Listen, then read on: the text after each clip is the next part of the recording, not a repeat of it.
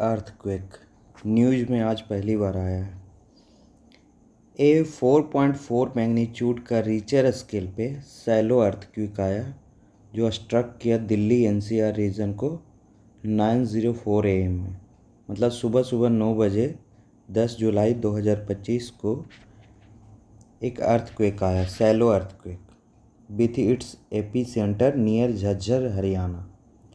AP centre 3 kilometre north east of Jhajjar है और 51 kilometre west of Delhi है, जिसका डेप्थ 10 किलोमीटर था, मतलब फोकस एरिया 10 किलोमीटर पे था, जो काफ़ी झटका दिया दिल्ली को, नोएडा को, गुड़गांव को, फरीदाबाद को और कुछ उत्तर प्रदेश और राजस्थान के पार्ट्स में।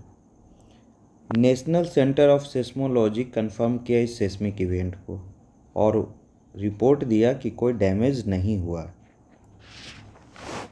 Besides the Jhajjar, the tremors were felt in neighbouring Rohtak and Gurgaon district, Panipat, Hisar and Meerut. यहाँ तक ये झटके महसूस किए गए। Bureau of Indian standard classify करता है पूरे कंट्री को 4 सेस्मिक जोन में। जोन 2 लो इंटेंसिटी का है और जोन 5 वेरी सीवर है। जोन 1 और 2 को मिला के जोन 2 बोला जाता है। दिल्ली और एनसीआर फॉल्स इनटू जोन 4 में, सीवर है।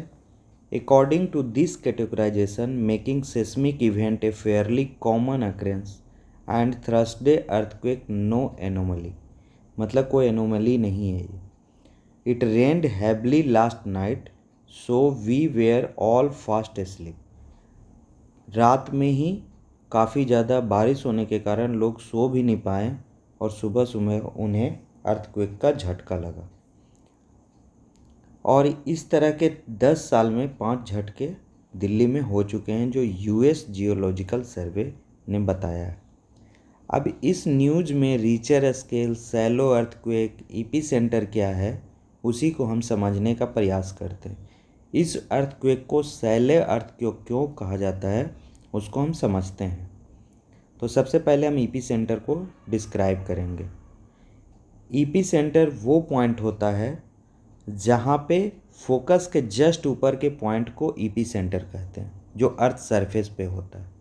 फोकस वो पॉइंट है जहाँ पे अर्थक्वेक आया है और उसके जस्ट ऊपर के सरफेस एरिया, अर्थ सरफेस पे जो होता है, उसको ईपी सेंटर कहते हैं।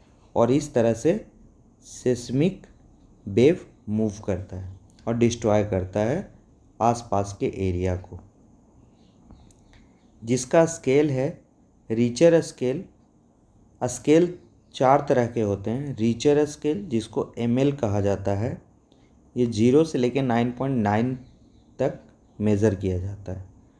इस रिचर स्केल को 500 किलोमीटर तक काफ़ी रिलायबल माना जाता है, लेकिन 500 किलोमीटर के बाद के अगर किसी अर्थक्वेक को मेज़र करना हो तो मॉडिफाइड मोमेंट मैग्नीट्यूड स्केल का यूज किया जाता है।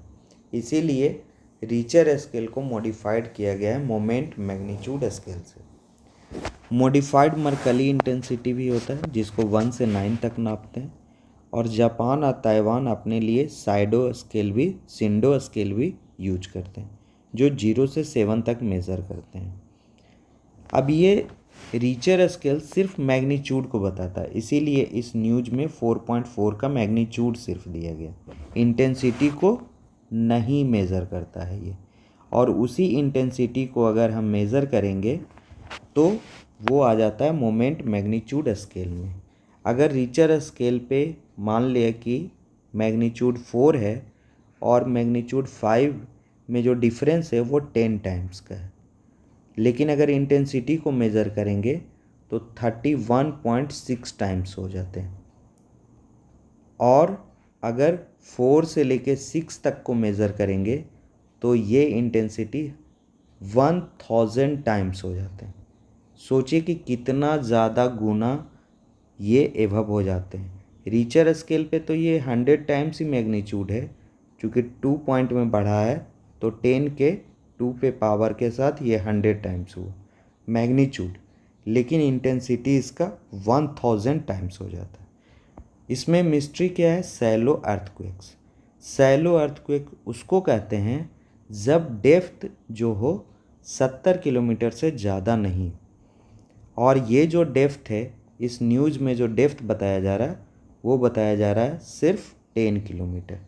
तो इसलिए चूँकि डेप्थ 10 किलोमीटर से ही ये अर्थक्वेक आया है, इसलिए इसको सैलो अर्थक्वेक कहते हैं। 70 किलोमीटर से कम है। और सैलो अर्थक्वेक में काफ़ी ज़्यादा डिस्ट्रक्टिव होता है, इसका डिस्ट्रक्टिव पोटेंशियल काफ़ी ज़्यादा होता है। और इस तरह के अर्थक्वेक 2 बार दिल्ली एनसीआर रीजन में आ चुके हैं। एक फरवरी 2025 में जब डेप्थ था सिर्फ 5 किलोमीटर, और 10 जुलाई जो आज हुआ वो है डेप्थ 10 किलोमीटर। तो इसलिए इसको सैलो अर्थक्वेक कहते हैं। तो ये इसमें बहुत ज़्यादा इम्पॉर्टेंट है समझना एग्ज़ाम के पॉइंट ऑफ व्यू से भी, और बहुत ज़्यादा समझना ज़रूरी है कि सैलो अर्थक्वेक क्यों कहते हैं। तो हम समझते हैं कि इसको आपने समझ लिया होगा कि सैलो अर्थक्वेक क्या है। इसलिए दिल्ली का जो एनसीआर रीजन है वो काफ़ी ज़्यादा सीवर है। सैलो अर्थक्वेक ही आता है, लेकिन वो काफ़ी डिस्ट्रक्टिव नेचर के होते हैं। अगर 5 या 5.5 मैग्नीट्यूड का ये अर्थक्वेक आया होता तो दिल्ली को काफ़ी ज़्यादा नुकसान पहुंचाता। ठीक है, यही मुझे समझाना था न्यूज़ में।